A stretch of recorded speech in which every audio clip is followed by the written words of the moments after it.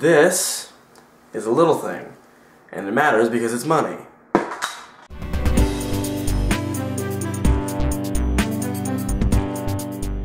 What are the little things in games, and why do they matter? Well, the little things are the answers to the question why when posed at game design.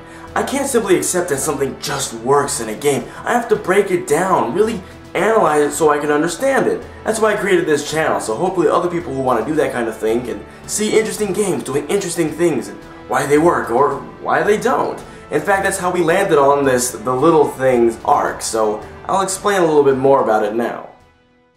With my top 15 enemies that aren't bosses list, I wanted to demonstrate how much value basic enemies have in games. Some games will incite that discussion about the easiest, the most difficult, or the most bizarre enemies, and that's an awesome discussion to have.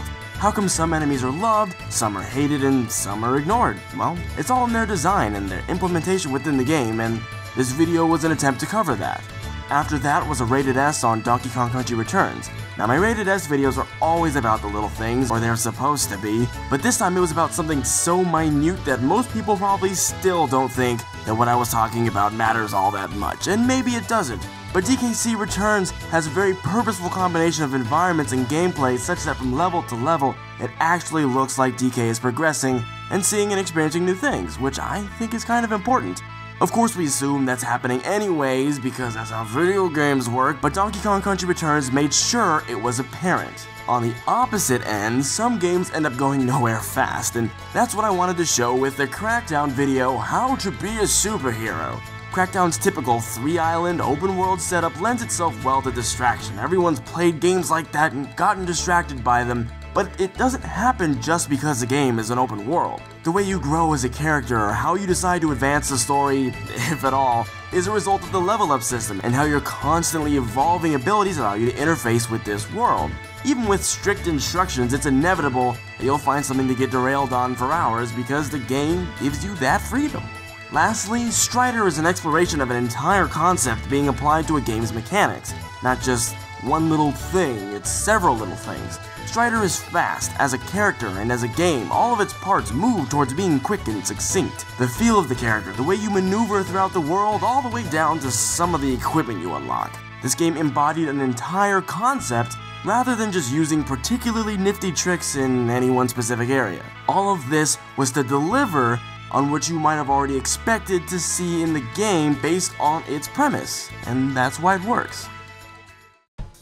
So, do any of those pieces of analysis matter to you? Because they matter to me. I mean, I share them to you specifically because I like getting really deep with games and trying to figure out why these things work or don't work. I don't want to just see what works and what doesn't work. That's a review show, and this isn't a review show. And if it ever feels like one, please call me on it. In fact, people have on Sonic Generations, and I agree. But I want to do something more. I hope I always am, and I hope whenever you come back, you feel that I am. Because Rated S for Sandwich, it's not about, let me explain. I'm Todd, hi. Nice to meet you. Not Rated S for Sandwich. You can call me whatever you want, but this is a show. And it's called as such because, like, the S ranking in games is always better than A, even though A is, like, amazing. A is 100%. It doesn't make any sense, but that's why I was like, okay, S can mean sandwich. Whatever, I love sandwiches. And Rated S games are doing something interesting. They're doing something noteworthy. They're worth looking into, worth watching. Maybe not necessarily gonna be enjoyable for you, but I want you to see how they work. I think it matters. So hopefully you think it matters. And I think you matter. So thanks for watching. Hello everybody, thank you for watching the video. I hope you enjoyed it, because I really enjoyed making it.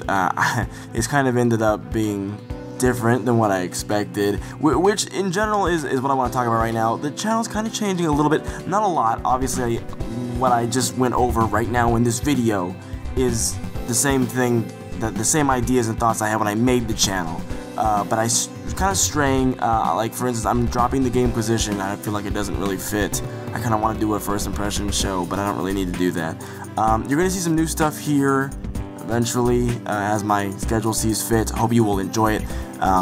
In the meantime, feel free to let me know if there's anything that you like seeing from me or hearing from me, or that you think that I would have an interesting perspective on. definitely let me know in comments. I always read them. Twitter, I'm on that shit constantly because work is boring and I watch while I'm working because I'm a great employee. Hire me. So thanks for watching, guys, and sticking around, and I'll see you guys later.